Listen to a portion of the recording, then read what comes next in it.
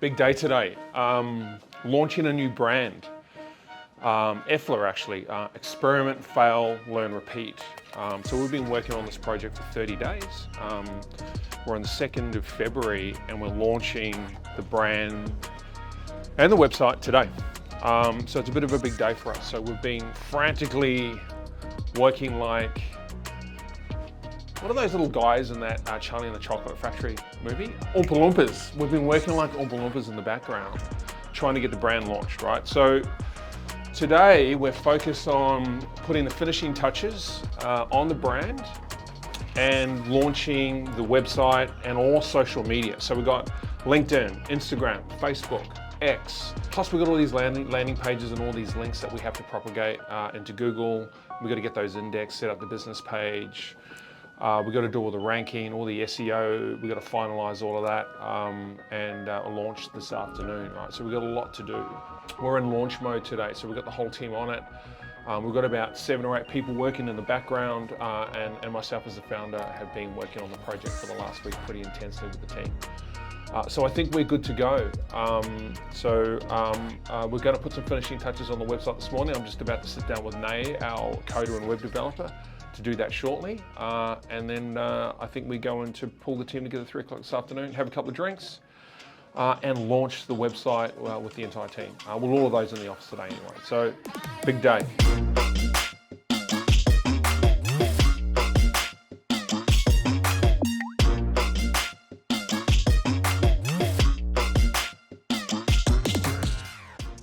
So we're putting the last finishing touches on the website, right? That's what these 2 dudes are doing. This is Zach, this is Nay. Nay's our web developer. He's made a mistake this morning. I'm joking, he didn't. It's all good. So we're just sort of hanging out.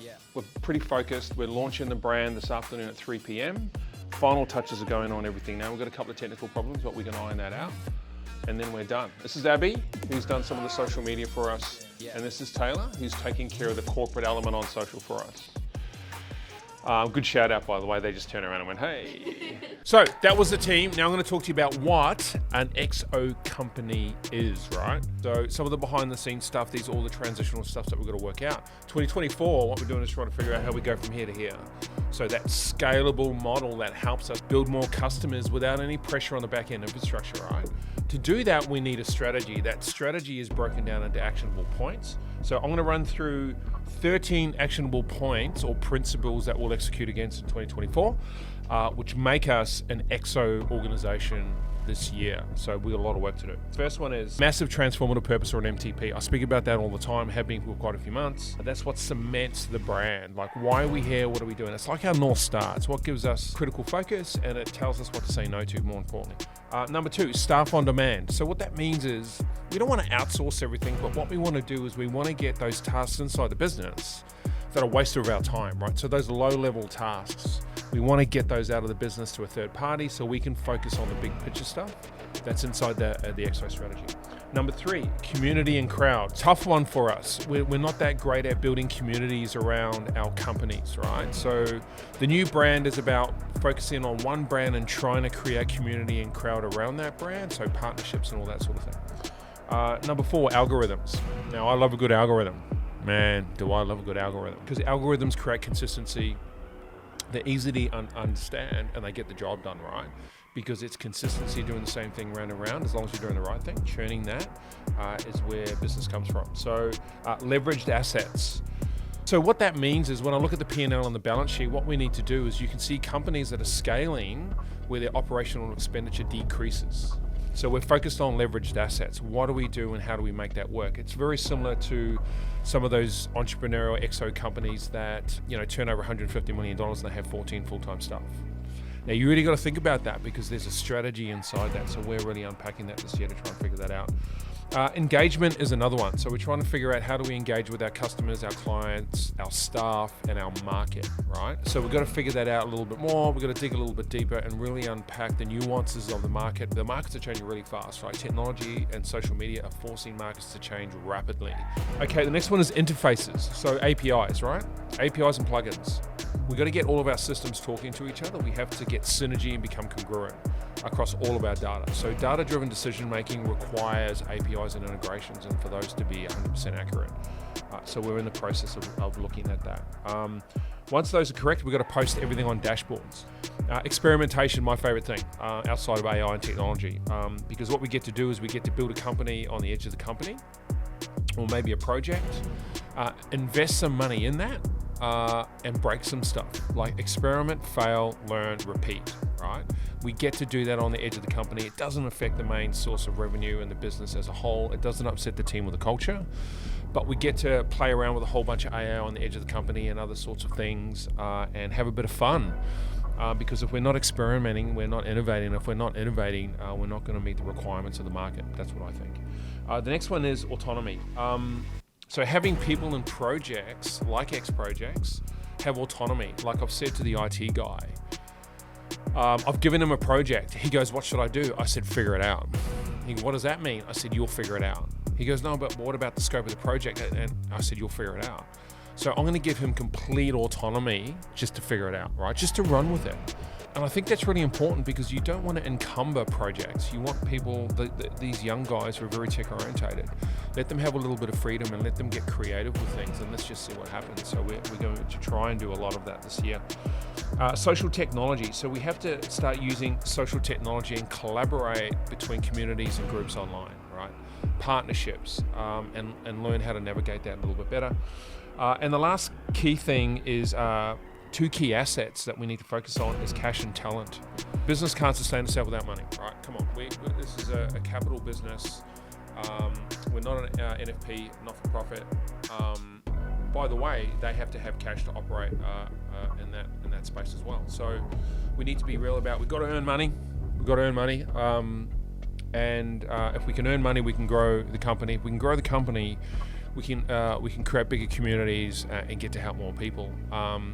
And that's not me wrapping that up in a bow to try and qualify that for myself about making money, but that's real, right? Just because of the product we have, right? It's an education product, and education can make a difference in someone's life, can change a person, a community, country, right? A society. So we think that's pretty important. And the next thing is talent.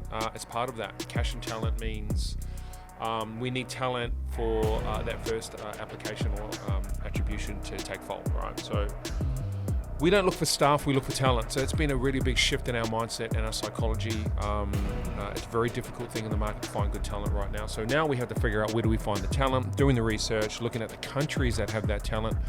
And maybe I need to get on a plane, spend some time in San Francisco, Boston, and New York. Maybe London is the four key areas that we're looking at now to recruit talent and bring that talent back here, or have that talent work remotely. It doesn't matter. Remember, unleveraged assets across the world is how we also move into an EXO stage and model of the company. And that's it. So now I'm going to talk about the why. I'm not going to do that here. I'm going to get in the car. I've got to go to a meeting, and we're going to film that on the road, right? So watch out for that.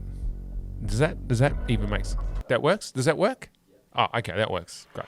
I've been waiting for something, right? Like, it's just like the inclusion of AI really cemented in me that, wow, now is the time to make a change. If anyone is going to do it, with the implementation of AI and ChatGPT launching in 2022, now's the time. So it's all about timing, right? I think now the technology is there to do it, man, I think.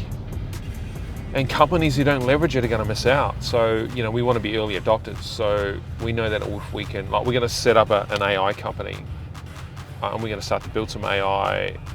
And there's one thing I know, and I was looking for a business model on how to navigate that.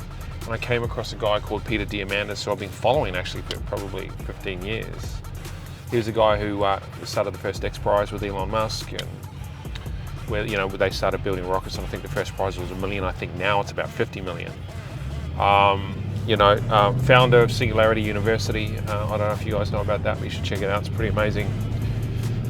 Pretty amazing university. So, and friend of Elon Musk and all those people, and he's an angel investor and all that sort of stuff, right? So he lives in Santa Monica.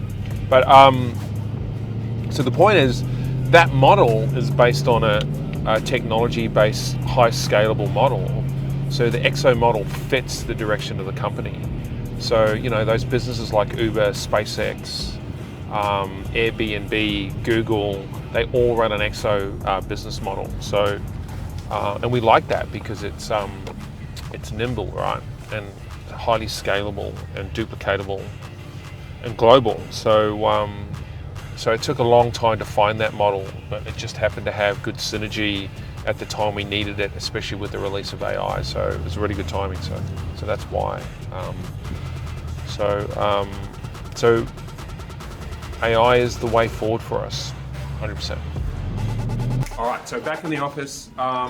So I've got to jump on a virtual, do a little bit of work and catch up on some things.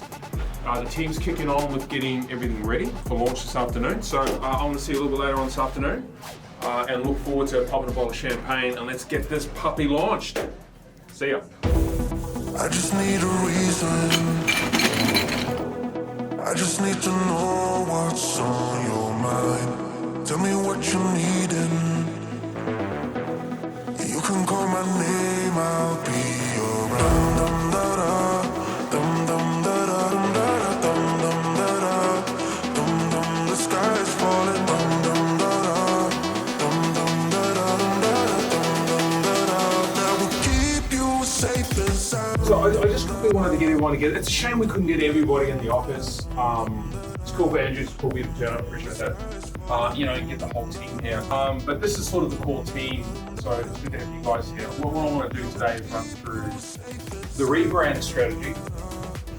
I want to go through the EFLR Group EFLR logo, our MTP. I want to have a little bit of chat about that. Achievements for January, I thought we could wrap all that up with presentation as well. February activity, just some of the key 6 or 7 things we're doing this month. And then I'm going to show you the website, which we built in 30 days. Tell me what you're needing.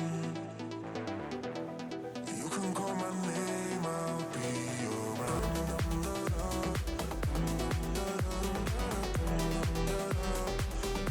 2 hours later. Oh my god. Oh Jesus.